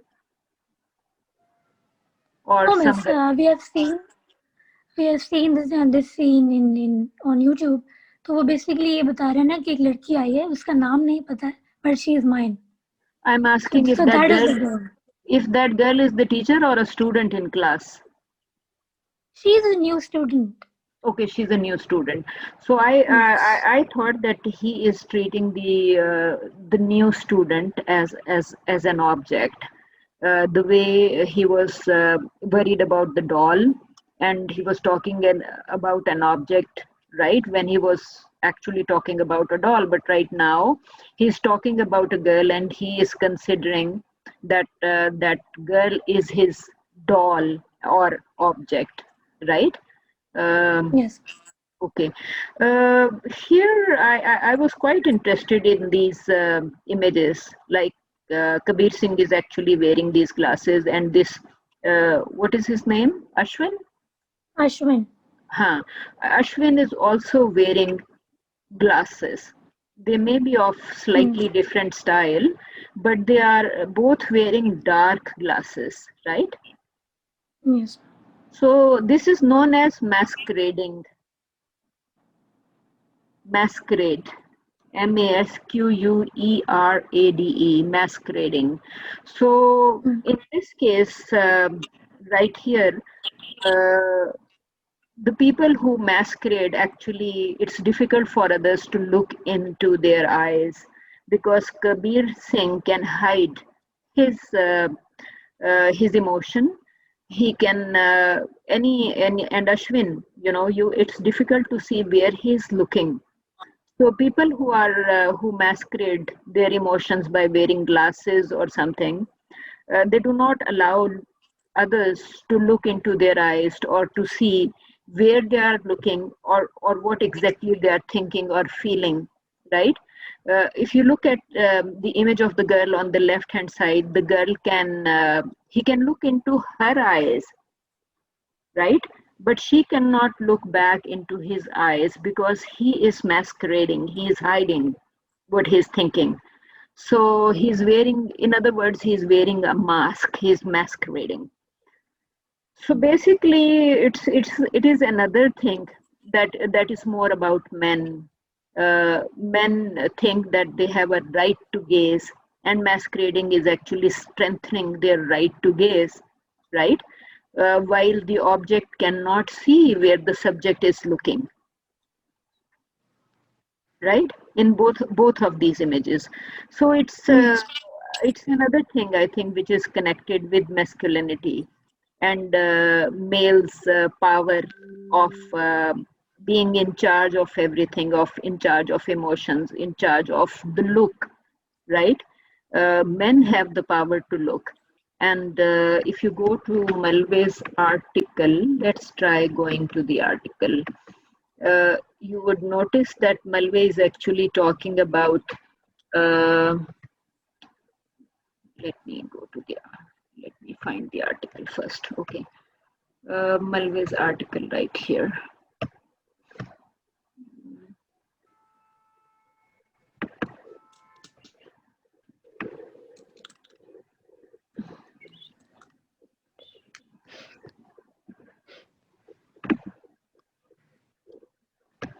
Malve talks about image and bearer of the look.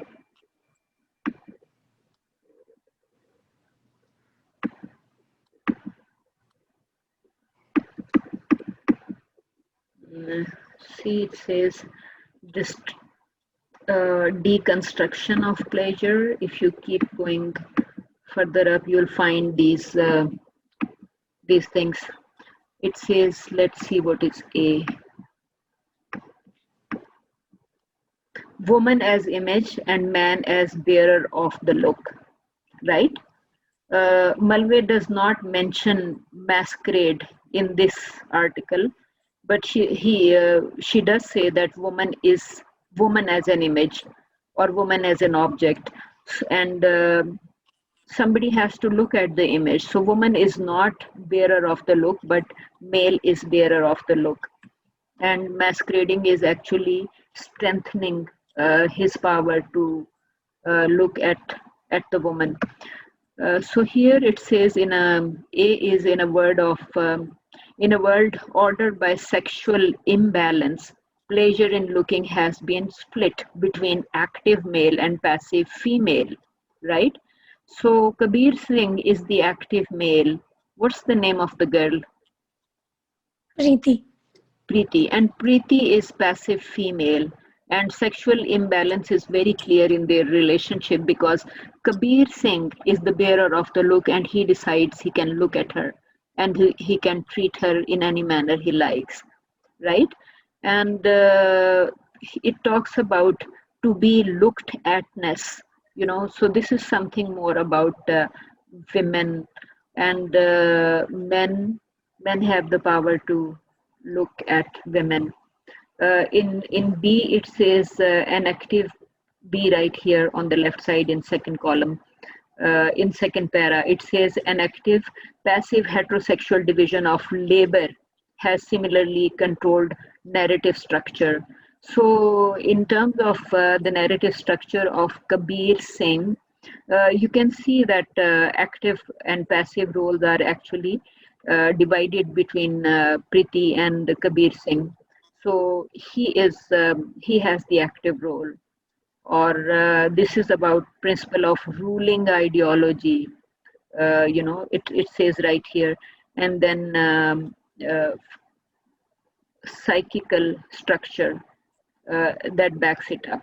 So male figure cannot bear the burden of sexual objectification. So very clearly, the scene that you selected or the film that you selected is actually talking about that woman is the bearer of the look, and uh, male Kabir Singh actually cannot bear the burden of looked atness. He is bearer of look, he cannot bear the burden of looked atness. And masquerading actually strengthens his power of looking at the woman, because then he is in charge of the emotions. Anyone, if even if women are wearing black glasses or dark glasses, like Kabir Singh, women can wear dark glasses. So actually, they can also masquerade. But right now, you are seeing Kabir Singh masquerading. So subjectivity is further strengthened, and what you said, that toxic masculinity. So masquerading is another feature of his masculinity, toxic masculinity. Okay. G, any other comment by anyone? Would you like to add anything to the discussion of toxic masculinity, or any concepts that Komal has mentioned here? For example, ownership is love. So it sounds like a confusion in terms of love. What is love? Is love ownership? And again, another thing she said, violence is again equated with love. So basically, there is a lot of confusion, and probably many of such confusions apply to the personalities of South Asian women, and still many in Pakistan, especially when Komal mentioned young girls. Uh, she has seen in her surroundings, in her environment, or young boys in her environment. I think the connection was very beautifully uh, established between reality and representation. And this scene actually, Ashwin's case actually shows that we are constantly introducing violence or asking for violence or spreading violence via the films. Right. Very nice. Thank you. G, any comment by anyone? Anyone who would like to add on anything? Do you think that Ashwin like cases only happen in India and do not happen in Pakistan?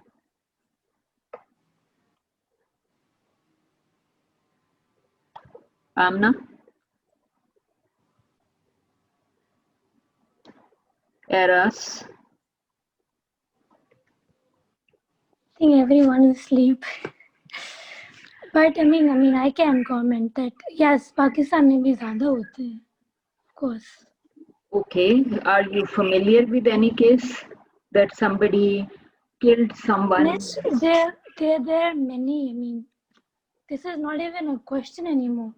ये तो बहुत पुराना हम लोग सुन रहे हैं, बचपन से ही सुन रहे हैं. मेरे surrounding में I can't recall, but news पे every day. Okay, but in Indian case, Pakistan is a different country, right? In India, we are similar, but we are different also, because in India, I think they do not bar male-female premarital relationship. I'm not saying it does not happen in Pakistan, but our culture does not recommend such relationships, right? And in Indian film, you would see premarital relationships, and they are openly accepted. So I think that Indian Muslim culture may be different. Muslim response to the dominant culture may be different. Jiras, what do you want to say? I think you'll have to unmute your mic. Ji. It is unmuted. Jiras, you can speak.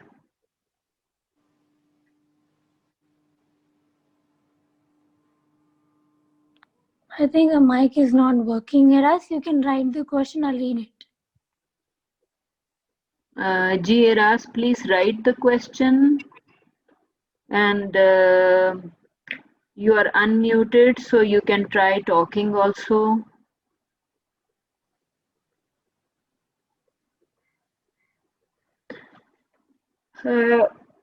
You can You can try rejoining the classroom. I think that may sort out your problem. Are you on cell phone or? Okay, so question is about responsibility. What is the question then?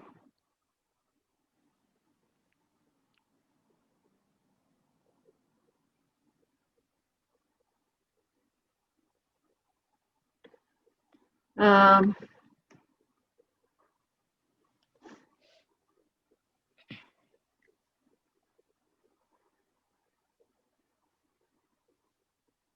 Jiras, what is the question? Whose responsibility are you talking about? Man's responsibility or woman's responsibility or parental responsibility or social responsibility?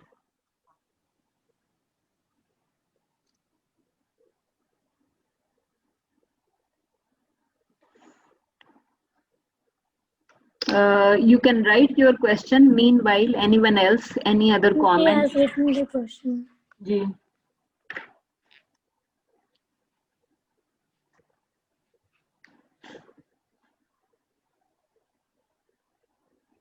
She is asking कि आप responsibility इस toxic movie की किस पे डालना चाहती हैं? I Right. think. She's Yeah, I mean, me and Eras, we come from the same department, and for the 4 years we have studied the same media effect and the theories that apply to everyone. और कैसे हम भी जो इस बारे में बात करते हैं वो भी सिस्टम से कितना affected है. Totally agree with you on that, Eras, but it's not my job to basically put any blame, but responsibility मुझे लगता है कि मेकर्स पर ही आनी चाहिए मूवी के. एक्टर्स को तो पैसे चाहिए होते हैं, उनके ऊपर भी इतनी नहीं है, बिकॉज आई मीन अगर आपको huge amount of money is paid to you, why would you say no? At the end of the day we are all trying to earn money. And was it a blockbuster? Was it a blockbuster? Yes, ma'am, a very, very big one. It was the biggest hit of the year, I think. All right. Yeah. Makers I are would- brainwashed, they have internalized. So Yeah, of course. I mean, what yes, was please the say. what was the ending of the film? Because you discussed glorification of toxic masculinity. So I think when you talk about glorification of toxic masculinity, what was the ending? Was it still glorifying toxic masculinity? Yes, the ending was that they are separated because she is married off to somebody else. क्योंकि उसको वो इतना P लेता है कि he loses his senses, तो उसके घर वाले जो उसकी शादी करा देते हैं. और कोई 1 साल के बाद वो कि उसको रियलाइज होता है आउट ऑफ नोवेयर, कोई रीजन नहीं दिया जाता उसके बिहेवियर का, लेकिन 1 साल के बाद he realizes that he was the one who was at mistake and needs to correct his mistake. So he goes out and searches for प्रीति, और वो उसको एक पार्क में मिलती है एक बच्चे के साथ. बल्कि she is pregnant, she is expecting, अभी बेबी नहीं हुआ है बट शी इज एक्सपेक्टिंग. और तब ये होता है कि वो उसे कहते हैं very sorry for what I did and she slaps him. और फिर वो बताते हैं कि जी ये एक्सप्रेशन ऑफ लव है दोबारा से. देन द मूवी एंड्स के वो बताती है कि this baby is yours, not the husband's, it's yours. तो समहाउ वो जस्टिफाई भी हो जाता है. And the movie ends on a very happy note कि वो लोग मिल गए हैं and they happy family. So basically the movie had no idea what does it want to say. The movie had no thought put into it. Why is Kabir Singh so angry? There is no reason for that. So this was the ending, which I could not comprehend at all. Okay, so you're saying that Preeti did not have a significant role at all. So you do not see her. You do not see her power increasing over a period of time. So in other words, female character remains submissive till the end. Rather, she admits. She hardly has 10 to 15 dialogues in the movie. That's the significance she has. in the 2-hour-long movie. Right. So toxic masculinity actually wins her even at the end because she tells him, "This is your child." Right. She does not, unlike Thappar, the other film that you mentioned. Yes. Preeti remains a weak character. She's not empowered at all. I mean, She she's does. accepting the abuse and she is forgiven on first attempt at apology. Okay. Okay, all right. So again, so in other words, the film is actually emphasizing on toxic masculinity as power and weakness of women or woman's passivity throughout, right? Yes, ma'am, can you please respond to Eras? Or if you want me to. G, Eras, no, the question is from you. You are supposed to respond to questions. Miss, can you hear me? Yes, we can hear you very clearly. Okay. So it was a very simple and a very common question, and I know that Komal, or I think she's probably been thinking on this herself, because it comes to your mind immediately when you analyze movies in this way, is that who is to be blamed? Or if we say, because in her presentation, Komal mentioned that the filmmakers, including the writer and the director, they need to have some sort of responsibility. But what if in their heads they think they are fulfilling that responsibility, and that they've created all of this with all their conviction, thinking they've done a good job, that they're not impacting society in a bad manner? So it's kind of like chicken and egg. Like, where does it start? When you criticize them, they say कि आप ना देखें तो हमें समझ आ जाएगी कि ये content जो है it's problematic, and that the backlash tells us if we're producing good things or bad things. So is the responsibility then, are these people to be blamed or to be burdened with responsibility, or do we think it all comes down to the state level?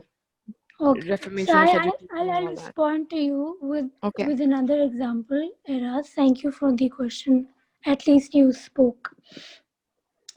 Okay, Miss Vajiha, this filmmaker Sanjay Leela Bhansali, he was asked about his movie Padmavat.